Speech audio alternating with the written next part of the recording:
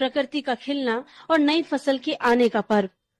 बसंत पंचमी जो शीत ऋतु के अंत और वसंत ऋतु के आगमन का प्रतीक है, ये दिन प्रकृति और ज्ञान के संगम को दर्शाता है। बसंत पंचमी माघ मास की शुक्ल पक्ष की पंचमी तिथि को पड़ती है। इस दिन प्रकृति अपने नए रूप में खिल उठती है। चारों ओर हरियाली और रंग बिरंगे फूलों से वातावरण में उत्साह और नवचेतना का संचार होता है। खासकर सरसों के पीले फूलों से लहलहाते खेत और पेड़ों पर खिले रंग बिरंगे फूल इस दिन की विशेषता होते हैं। मौसम सुहाना और खुशगवार भी बनता है, जो ठंड और गर्मी के बीच का संतुलन देता है। बसंत पंचमी का पर्व केवल प्रकृति का स्वागत नहीं है, बल्कि देवी सरस्वती की पूजा का भी दिन है। कहा जाता है कि बसंत पंचमी के दिन माँ सरस्वती की विधिवत पूजा करने से विद्या के साथ साथ कला, संगीत और बुद्धि का वरदान भी मिलता है। इस दिन लोग माँ शारदा का अनुष्ठान भी करते हैं। पीला रंग, जो बसंत ऋतु का प्रतीक है, इस दिन के उत्सव का अहम हिस्सा है। पीले वस्त्र पहनना, पीले फूलों से देवी की पूजा करना और पीला प्रसाद अर्पित करना इस दिन की विशेष परंपराएं हैं। ये दिन ज्ञान, बुद्धि, कला और संगीत की देवी माँ सरस्वती की पूजा का दिन माना जाता है। खास बात यह है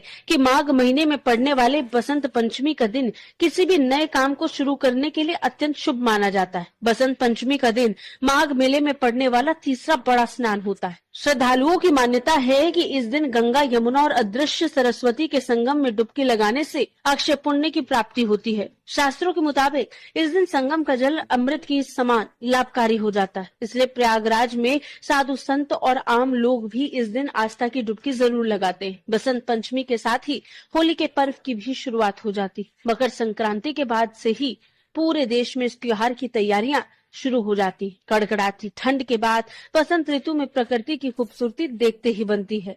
कई स्थानों पर पवित्र नदियों के तट और तीर्थ स्थलों पर बसंत मेला आयोजित होता है। इधर श्रद्धालु इस मौसम का आनंद लेते हुए धार्मिक अनुष्ठान करते हैं। बसंत पंचमी का पर्व प्रकृति, संस्कृति और धार्मिकता का अद्भुत संगम है।